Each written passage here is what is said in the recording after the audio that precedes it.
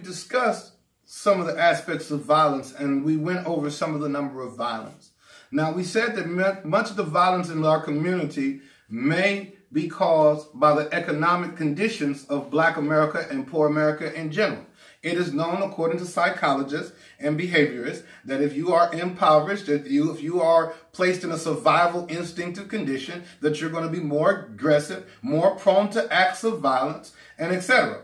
So now let's look at the difference between the economic position of white America versus the economic position of Black America. According to a June 27, 2016 article by CNN Money, which had a lot of contribution from the Pew Research Center, in 2014, the median income for whites was $71,300 compared to only $43,300 for blacks. Income for college-educated white median income was $106,600 compared to college-educated blacks being only $82,300. That's over a $24,000 difference in income. Now let's go into wealth. Now, when we think of wealth, we have to consider our assets, our savings, and our income minus debt. In 2013, according to the Pew Research Center, white households had a median wealth of $144,200.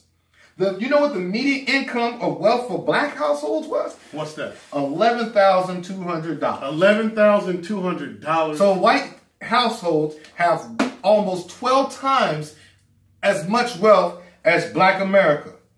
Hence the need for their reparations. Won't happen. Won't happen. Thinking, but won't happen. We have to come up with something better better when than you don't have reparations. Well, this is what you don't have. It's a consequence. But not only do reparations, because Black fact. people can get reparations, but if you don't have the infrastructure whereby which to allocate those resources, it may be like the reparations matter anyway. Infrastructure like matters. right now, if I was a white man in charge, I would not give you Negroes reparations. Y'all wouldn't know what to do with it properly. Y'all be buying big fancy necklaces, big rims, cars, and not investing in the upward mobility and establishing an infrastructure for your people, which means creating industry for your people. Right. So reparations plus infrastructure. Actually, infrastructure, then let's focus on it. Exactly. White America won't give us reparations till we have a proper infrastructure about which to allocate those resources. It wouldn't make sense. It wouldn't be logical. I wouldn't do it. I don't advise it. And people will always say that if you want to rise above the income, if you want to get more money, well, go to school. This is what Black leadership has been shoving down our throats since the days of Martin Luther King and Honorable Elijah Muhammad. Yes. Get an education, get a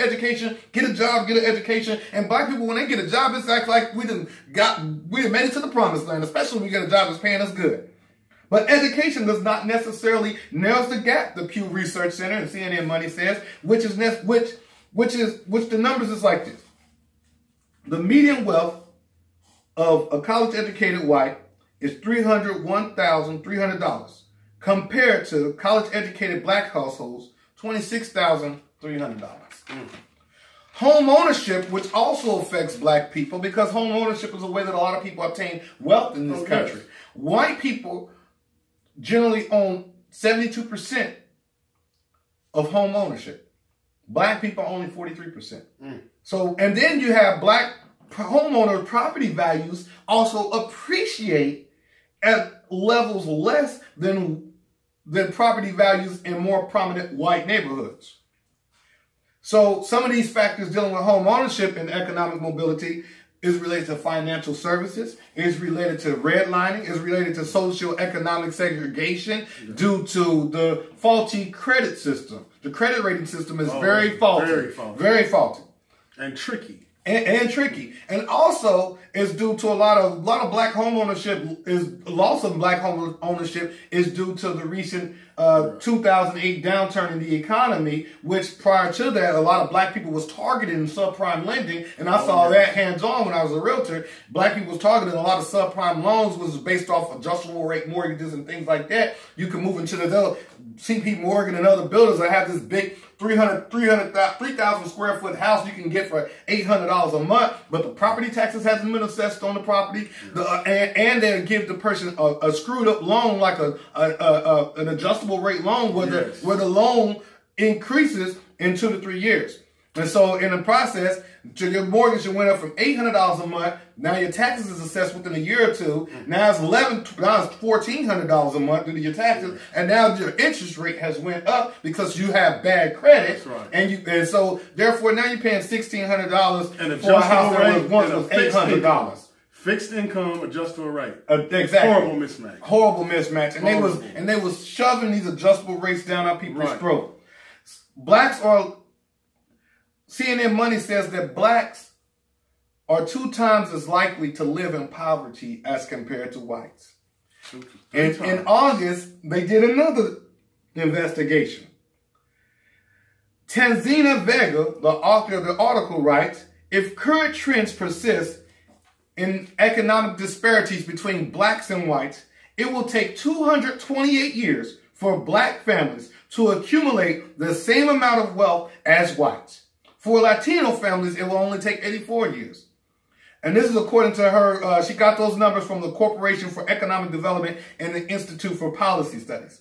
According to their report, over the last 30 years, the average household wealth of white families has grown by 85%, while just 27% for black households. This is alarming, deplorable, unacceptable. Exactly. Unacceptable. They say wealth in America is becoming more and more concentrated in the hands of the few. And these few people are most often Caucasian or white. They said by the year 2043, while the Census Bureau expects whites to be the minority in the population, the wealth gap between blacks and whites by the year 2043 is expected to double. So it's going to get worse. For example, on the latest Forbes list, you have out of 400 Americans that make $1.7 billion or more, and I said that on the last one, you only have 2 black people on that whole list. Black Lives Matter plan to attack economic injustice through restructuring the tax code to raise the state taxes and the end caps on payroll taxes and funding Social Security unemployment. But all that is a distraction that may help out minutely, but is not going to solve the problem. According to the Urban Institute, between 1963 and 2013, families had a 70% increase in income. White families had a 70% increase in income, while families at the bottom stayed the same. Another report that you just brought to my attention today, I think wasn't that from the Washington Post, where we got that you were quoting from earlier? That was, I'm not sure the source exactly. Okay, but the professors from Harvard and Berkeley and other economists said that fewer than 10% of the bottom fifth will make it to the top fifth. That was a Washington Post. Yes, okay. Yes. The middle class, they said, only 20% of the middle fifth will rise to the top fifth.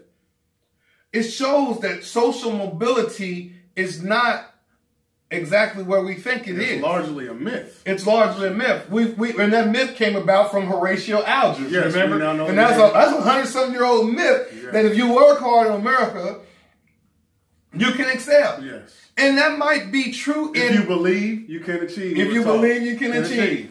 And then look at me against all I can possibly. I'm sorry, I had to do it. I had to think and that's true. That's true. Right. That has some truth to it.